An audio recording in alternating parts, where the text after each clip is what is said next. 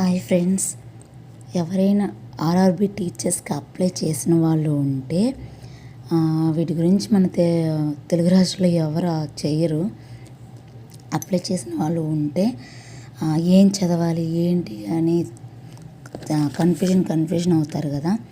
Previous year bits and topic wise and total నేను prepare చేశాను. DSC పడకముందు RRB teacher recruitment వేశారు కదా, సో దానికి మొత్తం ప్రిపేర్ చేశాను నేను. సో టాపిక్ వైజ్ మనకు ఓన్లీ సైకాలజీనే 50 మార్క్స్కి ఉంది. మంచిగా నేర్చుకొని సైకాలజీ మనం పెట్టగలిగితే ఈజీగా స్కోర్ చేసి జాబ్ అచీవ్ చేయొచ్చు సెంట్రల్ గవర్నమెంట్ది. మన డిఎస్సితో పోలిస్తే ఆర్ఆర్బి టీచర్ కంటెంట్ కానీ చాలా ఈజీ. సో టీజీటీకి కూడా ఎలిజిబుల్ ఇచ్చారు. మీరు ఎంతమంది అప్లై చేశారో డిఎస్సి ఆస్పిరెంట్స్ నాకు కామెంట్ బాక్స్లో కామెంట్ చేయండి. సో నేను రాసుకుంది నేను అందరికీ యూజ్ అయిద్దని చెప్పేసి నేను ప్రీవియస్ పేపర్స్ ప్రతి టాపిక్ వైజ్ ఆర్ఆర్బికి సంబంధించి నేను ప్రిపేర్ చేశాను. అది నాతో పాటు మీరు కూడా నేర్చుకోండి. అందరి కోసం పెడుతున్నాను. మనీ ఏం అవసరం లేదు. సో మీకోసం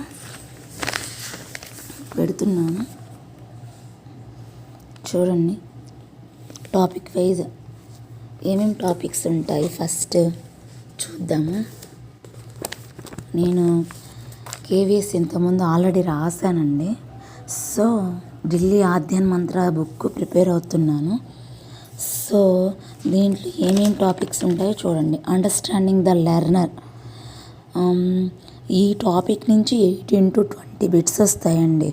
చాలా ఇంపార్టెంట్. మన తెలుగు సైకాలజీ బాగా పట్టున్న వాళ్ళు ఈజీగా చేస్తారు. కొంచెం అండర్స్టాండింగ్ చేసుకోవాలి. ఇంగ్లీష్ వర్డ్స్ చాలా ఈజీగా ఉంటుంది. సైకాలజీ మాత్రం నాకు సీటెట్లో 23-24 మార్క్స్ వచ్చాయి ఓన్లీ సైకాలజీలో. చాలా ఈజీ మనం రాయదలుచుకుంటే. సీటెట్ క్వాలిఫై కాని వాళ్ళు నెక్స్ట్ మంత్లో పడుతుంది, అప్లై చేయండి.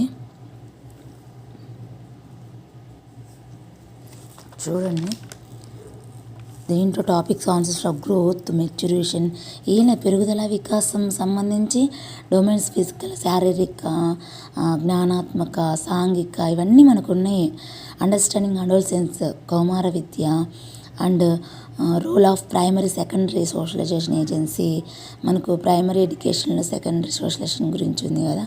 అన్నీ మనకు తెలిసిన టాపిక్సే, కొంచెం మారుతుంది అంతే. Second topic